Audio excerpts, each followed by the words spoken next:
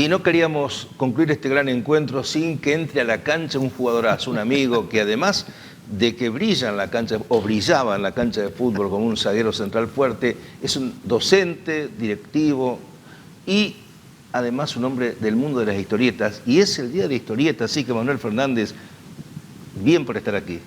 Sí, muchas gracias como siempre, Julio, por el espacio. Y sí, hoy un día especial porque es el Día de la Historieta Argentina, el Día de la Historieta Nacional. Correcto. Así que bueno, y por supuesto aquí en la mesa aparece, lo ponemos aquí, en esta cámara o en la otra, porque aquí tenemos también, por supuesto, la posibilidad de ver el Eternauta. Y contame justamente, ¿no?, que en virtud de... Claro, esta historieta es la culpable de que hoy se festeje el Día de la Historieta Nacional, porque el 4 de septiembre de 1957 aparecía esta historieta en la calle, en la revista Hora Cero, de Editorial Frontera, que pertenecía justamente al guionista de esta historieta, que era Germán Westergel, y que estuvo dibujada por el impresionante, inmenso Francisco Solano López. Qué obra impresionante además el Eternauta en sí misma, ¿no? Qué mensaje. Sí, fue una historieta que hizo un clic en la historieta nacional. A partir de allí la historieta nacional empieza a tener un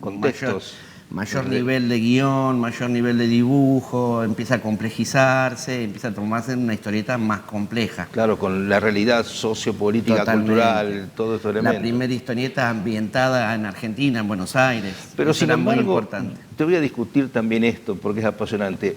Paturuzú, el indio, reflejaba costumbres, características y también a su estilo. No, eso no está en discusión. Lo que sí tenía otro objetivo, que era el entretenimiento, una historieta un poco más liviana, apuntada a toda la familia, a los chicos. El Eternauta se empieza a entrar en el mundo de la literatura, es decir, la estructura del guión. Digo esto a propósito, ¿no hubo discusión acerca de si el día de la historieta era esto u otro? Sí, debe haber habido, calculo yo, porque tenemos tantas historietas populares, extensas, de gran nivel de dibujo, de gran nivel de guión, que la discusión debe haber sido ardua, calculo yo. ¿Cómo nace el Día de la Historieta? 2005 se hace un debate sobre, primero, la importancia y la relevancia que tiene la historieta en la historia de Argentina. Es un medio muy importante dentro de la historia argentina, muy popular, con en su historia, mucha aceptación del pueblo argentino. ¿Está bien que dije que tiene que ver con nuestra cultura, con nuestra identidad? Totalmente. Hay frases, palabras, situaciones que son derivadas de historietas. Por ejemplo, la palabra Gil era un personaje de historieta, don Gil Contento, que era un personaje demasiado optimista, que siempre estaba creyendo todo, muy inocente, y de ahí viene después el apodo a las personas. Y un montón de cosas que van a, por ejemplo, decir, ¿quién te crees que sos, Paturuzú? Cuando una persona cree que puede hacer demasiadas cosas solo. Son cosas que van quedando en el acervo popular, porque la historieta en su momento era el medio expresivo del sector popular. Bueno, en la historieta argentina hay un registro histórico. ¿Cuál fue la primera, por ejemplo, o las primeras? Las primeras empiezan a surgir a fines del siglo XIX, en un par de diarios que salían en esa época, que se llamaban El Mosquito, que eran revistas de política, pero con mucho humor, con mucha ironía, donde empiezan a aparecer las primeras caricaturas de los políticos de aquella época, caricaturas de Sarmiento, de Mitre. Se habrán provocado enojos también. Enojos terribles y huidas. Hay anécdotas muy ricas de cómo tenían que escapar estos productores de la revista para poder seguir publicando los medios. No era nada fácil Sarmiento, por ejemplo. No. Y si mirás las caricaturas, decís, ¿cómo se han atrevido a eso? Por ejemplo, dibujarlo a Sarmiento con ropa de mujer. Estamos hablando de 1880, eso era terrible. Un insulto muy fuerte para la época. Entonces, ahí empiezan a surgir los primeros, sobre todo los que son los primeros productores, son de origen francés y españoles. es inmigrantes que Claro. vienen acá con una línea más bien de anarquista, y son los primeros y los que empiezan también a formar a los locales, a los criollos. Y uno de los primeros más fuertes de los dibujantes argentinos era un dibujante que se llamaba Taborda, que el seudónimo era El Mono, que fue nada más y nada menos que maestro de Dante Quinterno. Llegamos a Dante Quinterno. Y llegamos Y ahí a Dante hay que Quinterno. ponerse de pie, porque Dante Totalmente, Quinterno, a ver, totalmente. es el que le da vida a personajes emblemáticos. Es un creador impresionante, incansable, y después un organizador de la historieta nacional.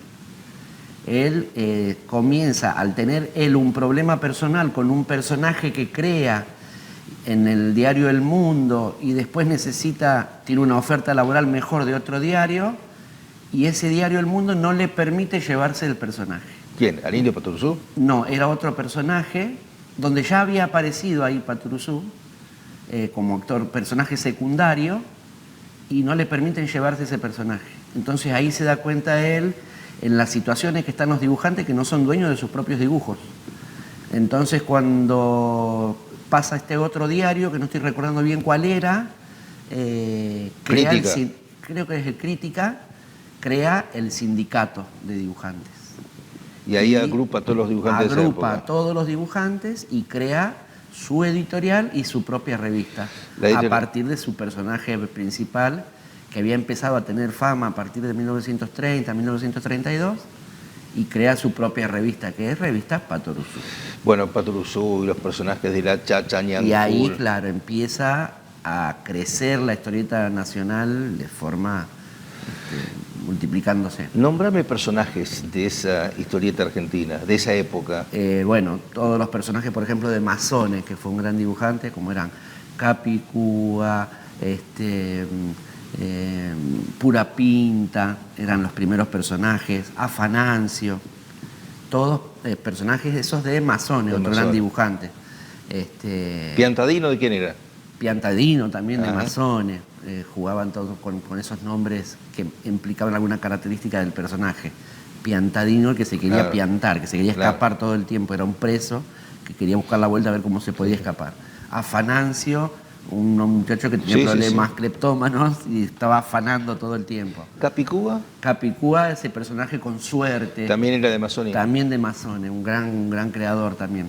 Y esa era una de las virtudes de Quinterno, de saber tener un ojo muy especial para elegir los dibujantes de la revista. Ahí veo a Don Nicola también, en esa época. Torino es el creador de Don Nicola, también de esa época. También.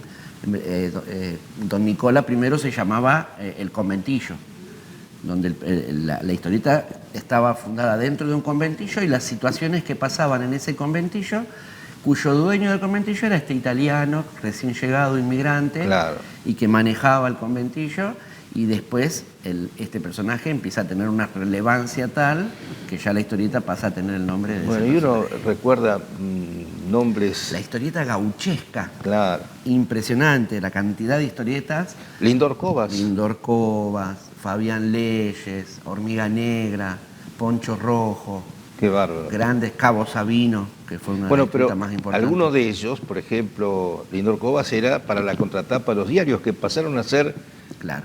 Donde se empezaron a leer los diarios, esas contratapas, la última página. Sí, la gente comenzaba a leerla porque justamente ahí estaban lo que en esa época llamaban tiras, las tiras, que eran 4 o 5 viñetas y que se continuaban día a día, continuando la historia. Bueno, tenemos después la aparición de Editorial Columba también en la historia. Editorial Columba, que en realidad Editorial Columba aparece junto con Patoruzú, que es la primera revista que hace, es el Tony. ¿Cuál era la diferencia? Que al principio toda la historieta que traía Columba era extranjera, ¿no? Fue el primero en traer Batman, en traer Mandrake, Popeye, Rip Kirby, todo lo que era Flash Gordon. Red Rider era una editorial mexicana. Red Rider era mexicana, sí, señor. La editorial era, la famosa editorial mexicana, ahora se me hace la laguna. Pero bueno, impresionante esa editorial también. Entonces esa era la diferencia con el Tony, hasta que el Tony empieza a incorporar de a poco guionistas y dibujantes locales, viendo justamente esta situación de Patoruzú, del éxito de Patoruzú, claro. Y empiezan y ahí aparece en esa historia el gran Nippur de Lagash, por ejemplo. Claro, ya estamos hablando de una historieta mucho más madura, que es la historieta de la década del 60. Claro. Entonces pasamos de la década del 30 a esa historieta muy de entretenimiento, con un guión cómico, con un guión llevado a situaciones, a sketch, que nos vamos riendo, a empezar a aparecer en una historieta más madura. En esas historietas breves, cómicas, aparece Pero Pincho y Cachirula, por ejemplo, claro, que recuerdo, Porfola, aparecen también los personajes petiteros, como eran estos grandes. Sí, bueno, un personaje emblemático era el otro yo, el Doctor Merengue. Claro. Precioso personaje, que hablaba del típico porteño que disimulaba una cosa frente a la realidad y por detrás era otra cosa completamente distinta. No podríamos llevar alguna analogía en la actualidad, ¿no? Después, por ejemplo, Ramona, era esta empleada doméstica, un poco bruta, que con esto sus fue signó oligárquicos, claro, ¿no? Sus claro, patrones. Signó varias décadas y después decís que en el 60 empieza a aparecer, por ejemplo, un Nippur, un Savarese, otro perfil. Otro perfil de historieta, más madura, más cercana a la literatura, también muy influenciada por el cine. Obviamente, por ejemplo, lo que nombrás, Savarese, nace a través de las películas de gángsteres mafiosos, y aparece Savarese. Nippur de Lagash aparece justo en la misma época en que aparece Ben-Hur. Correcto. Es decir, la historieta está muy influenciada por el cine y por la literatura. Ahora, a todo esto también está la historieta que recrea la vida de San Martín, por ejemplo. ¿Empiezan a aparecer ese tipo de trabajos? Sí, claro. Comienza de a poco a utilizarse la historieta como un medio pedagógico, sobre todo en dos grandes publicaciones que había en ese sentido, que era Villiquen y Anteojito. Correcto. Dos revistas que tenían historietas, pero que estaban apuntadas al lugar educativo, al sector educativo. Era la revista que se usaba en la escuela, ¿no? Hablame de Llamarada, porque yo recuerdo de Llamarada que era el arquero del equipo Llamarada es una historieta... A ese Llamarada yo recordaba, el arquero del equipo en selecciones de Trader Talles. Sí, hermosos libros. Es así, Llamarada es una historieta nueva que ha salido hace poco publicada en la editorial Hotel de las Ideas. Es una historieta que cuenta la vida de 4 generaciones. Y esas 4 generaciones, que son desde el bisnieto hasta su bisabuelo, relacionadas con el fútbol y sobre todo con Racing, contando la vida de estos 4, cómo el fútbol pasa por la vida de estas 4 generaciones. De distintas maneras, pero siempre el fútbol uniendo a esa línea genealógica. El personaje central de la historieta es un jugador de fútbol de pelo rojo que tiene el apodo de Llamarada. Bueno. Y nosotros hicimos referencia inmediatamente a un personaje que leíamos de chico en una... no era historieta, eran unos textos, unas raciones que estaban ilustradas, tenían ilustraciones, que salían en los libros de selecciones, Ryder Digest. Sí, hermosa. La historieta los cuentos se llamaban Yapeyú Hip Hip Ra, que era el nombre del club de estos chicos de barrio que creaban para jugar los clásicos con su barrio. Sí, bárbaro. Y el arquero de ese club se llamaba Llamarada. Y Capicúa era la gran figura. Y Capicúa el número, el artillero del equipo. Y yo ya tuve en Llamarada un primer referente de arquero. Arco. Así es que uno recuerda esa figura. Lo cierto es que, si hablamos de todo esto y no mencionamos a Inodoro Pereira, estaríamos pecando de una omisión imperdonable, ¿no? Obviamente. A Fontana Rosa. Fontana Rosa. Él mismo dijo ser hijo de todos estos que venimos nombrando, ¿no? Y entre ellos un famoso dibujante que hubo que se llamaba Hugo Pratt, que en realidad era italiano, había venido acá en la Segunda Guerra Mundial, y entonces desarrolló toda su carrera dibujante en la Argentina, y crea varios personajes importantes, y Fontana Rosa decía, yo todos mis dibujos se los copié a Hugo Pratt. Claro, hablar de historia y de la historia de la historieta es larguísimo. Inmensa, larguísimo. Seguramente hemos cometido algunos olvidos. Algunas faltas, sí, que son porque es muy imperdonables. largo, es Bueno. apasionante. Pero, a ver, si uno tuviese en todo este muestrario de libros que tenés a tu disposición en forma permanente, Sí. ¿Cuál mencionarías, por ejemplo, para...? En este momento, en la actualidad... Bueno, desde ya el Eternauta hay que mencionarlo por el punto de partida de... Sí. Además, las reediciones que se han hecho del Eternauta con mucha calidad, con mucho respeto del original, eso también permite que la obra Porque aparte, sea el Día de la Historieta valorizada. Argentina se apuntala justamente en esta obra de Héctor Oesterheld. Claro, Héctor Germán Oesterheld. Este guionista venía del mundo de la literatura. Él escribía policiales, escribía relatos de literatura, y descubre en la historieta una forma también de escribir, y él dice, bueno, a la historieta le está haciendo falta un poco más de texto, un poco más de guión, un poco más de estructura, y empieza a crear este tipo de historietas. Una de sus primeras historietas es Sargento Kirk. Correcto. Que para la época era muy revolucionario, porque él dibujaba un soldado del 7º Regimiento de Caballería de Estados Unidos que desertaba del ejército y se iba a vivir con los indios. Para la época era rarísimo, porque en todas las películas de cowboy el malo era el indio, claro, y el bueno era el soldado. Y él revierte esa situación y dice, no hay tan buenos y malos malos. Entonces todas sus historietas tenían ese giro, claro, de subir un poquitito el nivel de lo que se relataba y lo que se contaba. Muy bien. Y esta historieta, que es El Eternauta, es la que da un gran giro a la historieta nacional. Muy bien, y decíamos entonces, si uno tiene que hacer alguna selección de las obras, ¿cuál otra mencionarías? Para ir ya... ¿De la historia de la historieta? Sí, de este conjunto de libros que uno ve que siempre tenés a mano. Bueno, estamos olvidándonos yo creo que el ícono de la historieta nacional argentina, que es Mafalda. Claro, ahí sí que he sido... Claro, Mafalda a nivel internacional es la que nos representa en el mundo. Cuando se habla de historieta argentina en el mundo... Bueno, ahora llega Netflix, Mafalda va a llegar a Netflix. Va a llegar a Netflix una animación nueva a cargo de Campanella, de la dirección de Campanella, que ya ha habido unos adelantos, hemos estado viendo y pinta muy, muy lindo. Y con relación al Eternauta, en un mes a más tardar sale la serie en Netflix, también, con Ricardo Darín como personaje central, bueno, ¿no? Representando al Eternauta. En este contexto, con tanto referencias que estamos dando, esto es evidente que la historieta está viva, está fuerte, hay incluso, y para cerrar, la posibilidad de que el que se quiera meter tiene cursos para ir a capacitarse. ¿Estás dictando cursos? ¿Cuándo se dan? ¿Cómo son, Manuel? Bien, estamos dictando los talleres de dibujo de historieta. Lo que nosotros hacemos son talleres meramente de dibujo y aplicamos todo lo que enseñamos de dibujo en la historieta. Sí, ese es más o menos el funcionamiento de los talleres.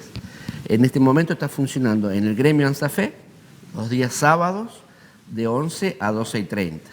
También los días viernes en la Biblioteca Meguino, en horario nocturno de 20 horas a 21:30, que se está un poquito más orientado hacia adultos. Ahora, y los días martes en la librería TIP de Sáenz Peña y Estrugamú. ¿Han ido creciendo hay muchos estudiantes, hay mucha gente que se acerca, por lo visto? Muchos. ¿Distintas edades? Distintas edades y muchos adolescentes que están descubriendo la historieta como un medio de expresión. Accesibles, por lo visto. Totalmente accesible. Siempre apuntamos a que sea lo más accesible posible.